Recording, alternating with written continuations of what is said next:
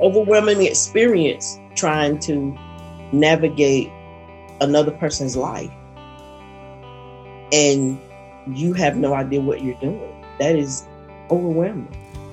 Raising a child shouldn't be something you have to survive. It shouldn't be something that they have to survive. Oftentimes people think that caregiving consists of meeting practical needs, right?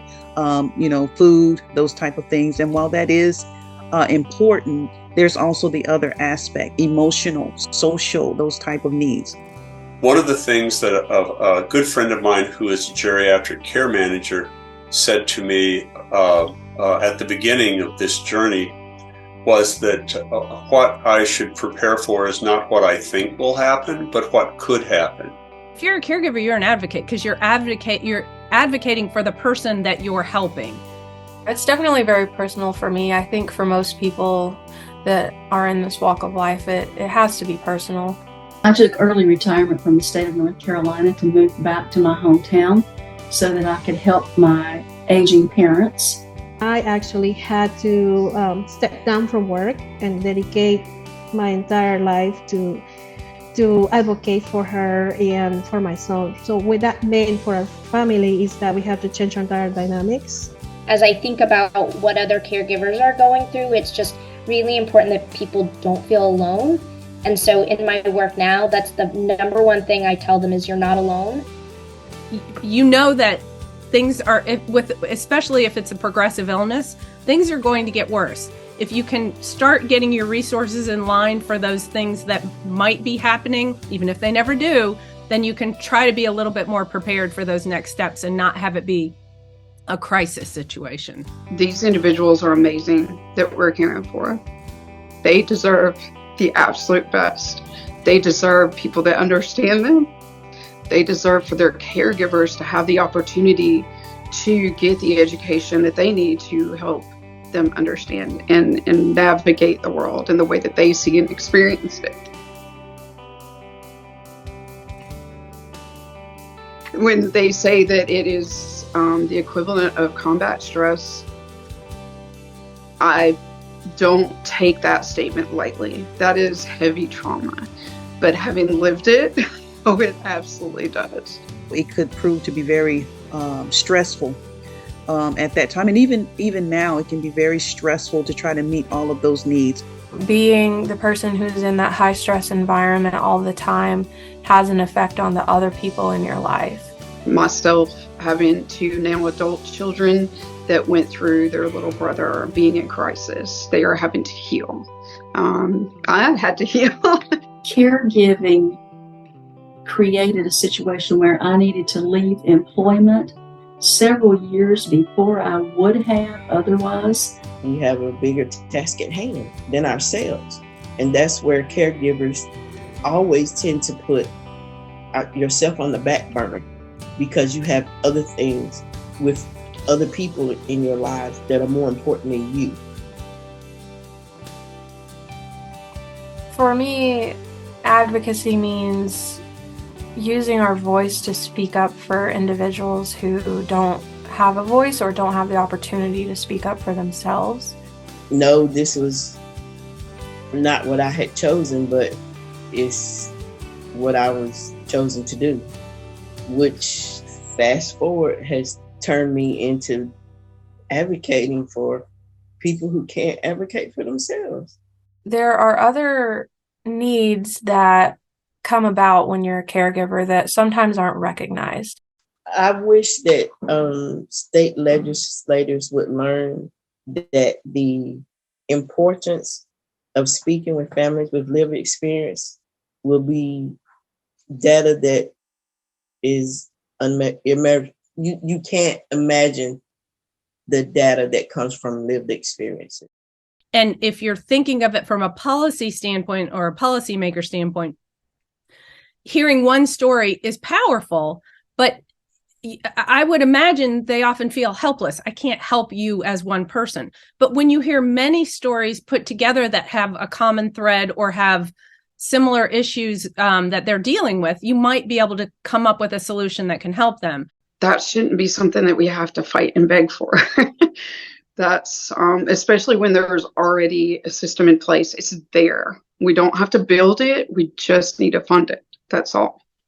Partner with small grassroots nonprofits and your faith-based organizations, because that is where you will find the people. It's simple things when you are experiencing any type of insecurity. The little simple things are the things that help and mean the most. I'm incredibly grateful that we had the ability to do telehealth. And so I'm a huge fan of that, and that really helped our experience. A simple solution in my mind is to add dental insurance to Medicare benefits so that people can at least have a 6-month checkup on their teeth, try to get some corrections done before they get out of control.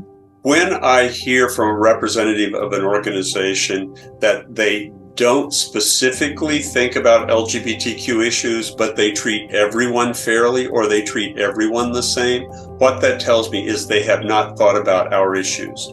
Without the innovations waiver, you have far more individuals in crisis. You have far more DSS interventions for which we already don't have room for placements. You already have more families that become broken, more mental health crisis. There are 20 to 40 plus million unpaid caregivers in the United States today. Unpaid, informal, whatever you want to call them, caregivers. And we have a direct care workforce shortage right now. And you put those two things together and you think if you could just find a way to pay more caregivers for the work they're already providing. Addressing those policies that could be more friendly towards caregivers and their families in regards to access to supports. Offering some benefits that not only make life better, the quality of life better for the people who get those benefits, but their family members as well.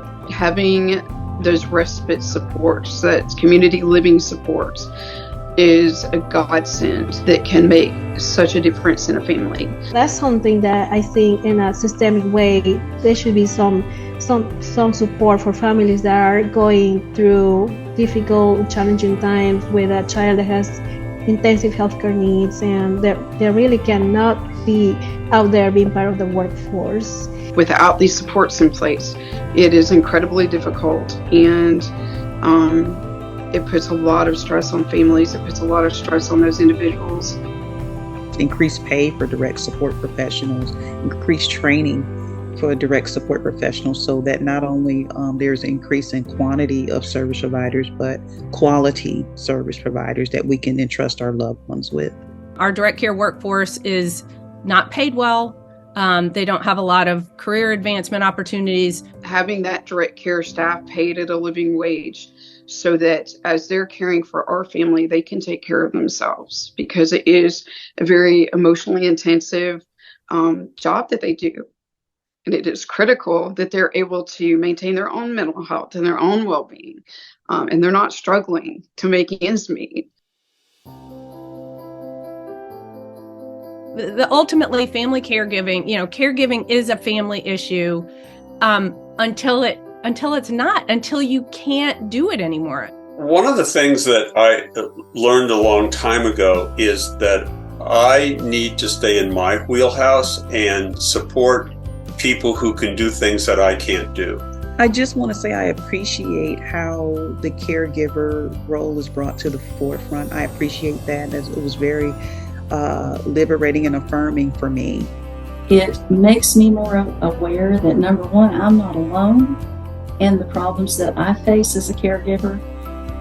Number two, there are people out there who are doing very serious work trying to affect change, positive change, for people who are caregivers. Sometimes we struggle, and that's okay, but being able to get back up and keep trying every day is something that's so commendable.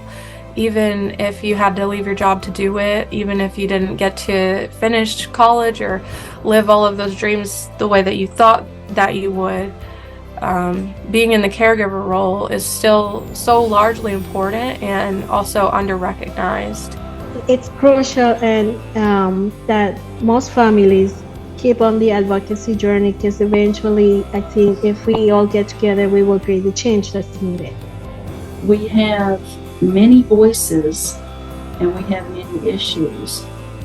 Pulling those things together and making one mighty voice that can be heard above the noise is just incredible. We all have something in common, and through the Caregiver Project, it really brought a lot of those things to life. And I think that gathering together as a group and figuring out what works and doesn't work has been such a great experience. And I would love to, continue that even after the group ends.